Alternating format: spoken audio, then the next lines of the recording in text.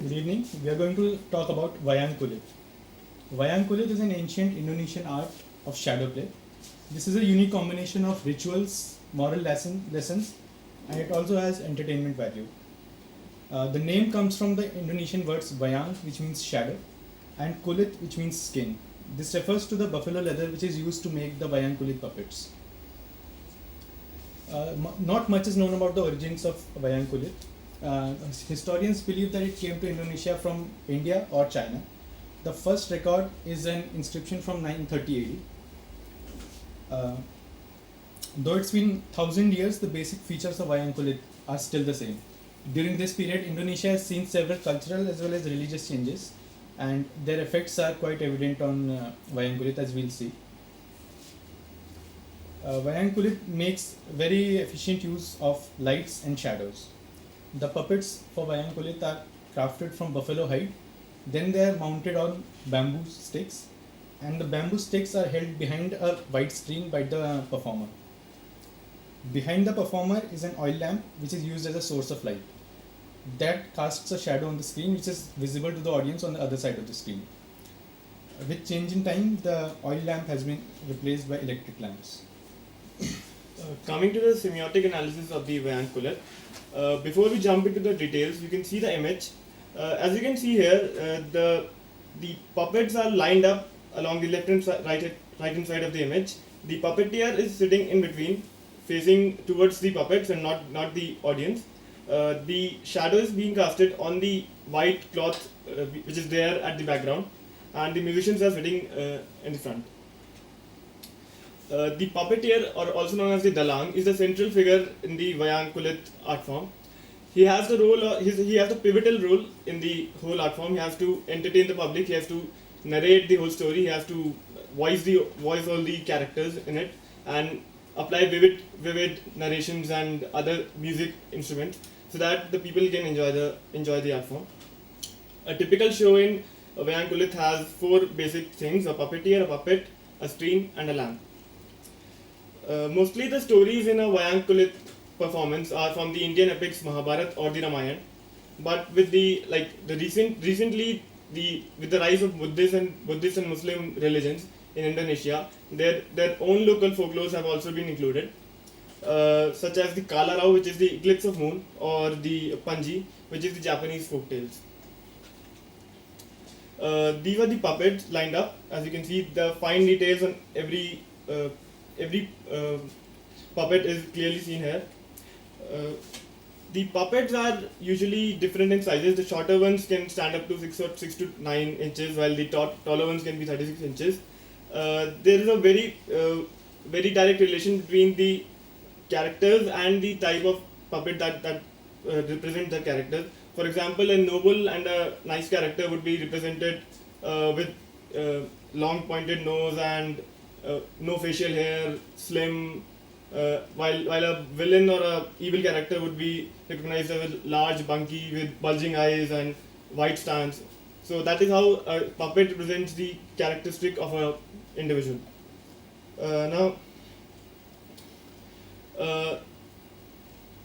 the puppeteer, as you had seen in the image, was not facing the audience. The reason behind this is the puppeteer has to have a scenic invisibility into the play, so that the audience can directly focus onto the play and not on the musicians and the people sitting behind it. Now moving on to the iconic analysis. As we know that Indonesia is the land of rich cultural and ethnic diversity, and religions like Hinduism, Buddhism, and Muslim have flourished in the last few centuries.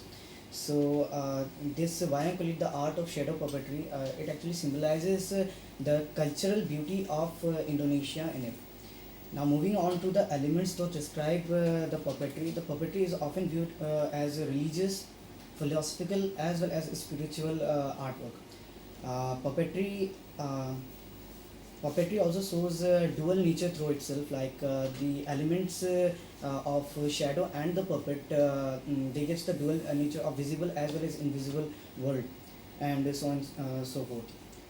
So moving on to the elements of Wayang Kulit, like we'll see The iconic analysis of puppets. Puppets are the focal elements of Vayangulate, and elements like shape, sizes, and color describes different gods or devil or human natures and behavior of the artwork. So sizes like different sizes are for different sizes depicts different social as well as religious stratifications, like gods and devils are made larger in sizes like 60 to 75 centimeter, and the human beings are made in smaller sizes. And other than that, the social stratifications are also included in that, where the people from the high divisions of the society, they are depicted in larger size, and the people from the low divisions of the society are depicted in smaller sizes. Now coming to the shape, those they have used in their artwork. The shapes are designed to show their attitude and their behaviors, like gods attitudes like innocence and tolerance. They are shown by thin as well as slim structures, like Ram and Krishna are shown thin, and devils like Kans and Ravan are shown bold and with bulging out eyes and such things. Other than that, the colors are extensively used in the Vayangulate. Colors like red show anger, colors like white show innocence, and colors like black show temper and anger. So the colors like gold and silver are also extensively used. Other than the ornamental beauty, they are used to show timid behavior of the puppets. Now moving on to the another element of the artwork, it's Gunungan. Gunungan is the tree of life, which symbolizes the cosmos of life of human world. It is used at the beginning and at the end of the artwork, symbolizing the connection of the whole organisms, where the lower strata is given for human beings and the upper strata are given for birds, animals like snakes and such organisms. Other element of the artwork include shadow. Shadow are one of the most important piece of the artwork, and this gives illusionary as well as transitional nature of life. The shadow and the puppet to show the inner and outer world philosophy, as well as the visible and the invisible domain of human nature, as well as the nature of gods. Gamalian music is one of the other element which is used in the artwork, and it actually promotes the value of the artwork by giving the folk lore music of Mahabharata as well as Ramayana. So after this we delve into the thematic analysis of Vayangkulit. So one of the most important characteristic of Vayangkulit is the gamelan music.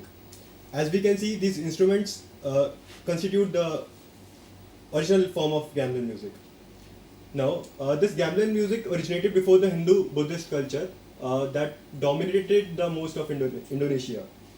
The instruments developed are said to have developed during the Majapahit Empire, and in contrast to the heavy influence, we can see that Indian influence is observed in the Vayangkulit, because most of the Javanese poetry and the concepts like Ramayana and Mahabharata are derived from the India. In Javanese mythology, the gamelan is said to have been created by Sang Heangru.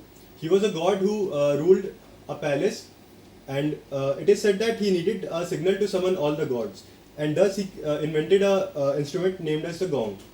And for more complicated signals, he invented two other gongs, which constitute the most of the modern form of gamelan music. So as we can see, this is the earliest image of musical ensemble that is found in that has been found on the 8th century Borobudur temple in central Java.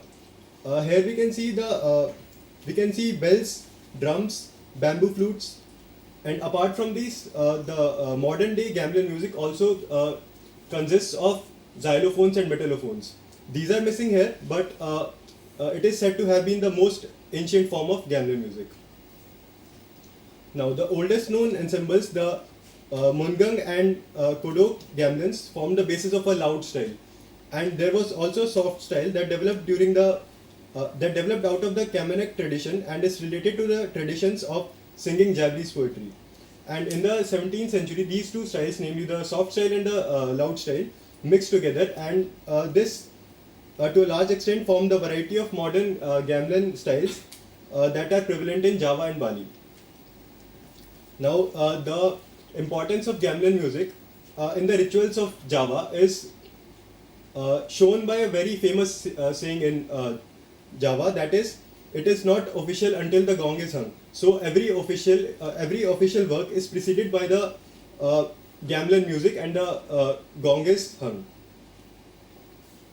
So we'll now see how religion affects the this form of art. So there is no evidence that Wayang existed before Hinduism came to Southeast Asia. I mean, it came around 1st century, and when the Indian traders brought it.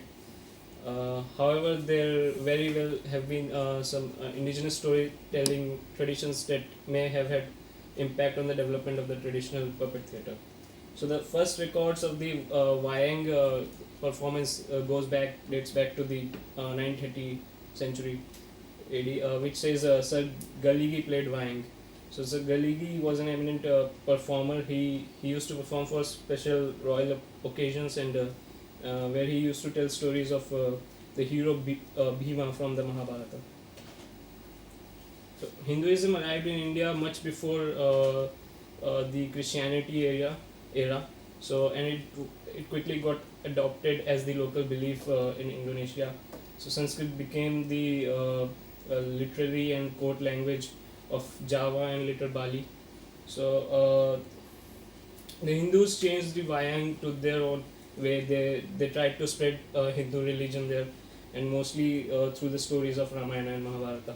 So this whole mixture of religion and Wayang play is seen as the harmony between Hinduism and traditional Indonesian culture.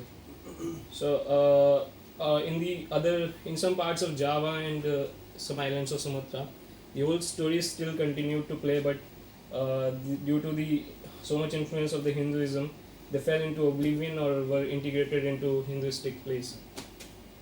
So now when Islam began spreading in Indonesia, the display of God in human form was prohibited. The style of painting and shadow play was suppressed. So the then king Raden Peta, who wanted to see Wayang in the same traditional form, but he failed to get some permission from the Muslim religious leaders. So alternatively, what the religious leaders did, they converted this whole Wayang Golek form into the Wayang Purva, which was made from leather.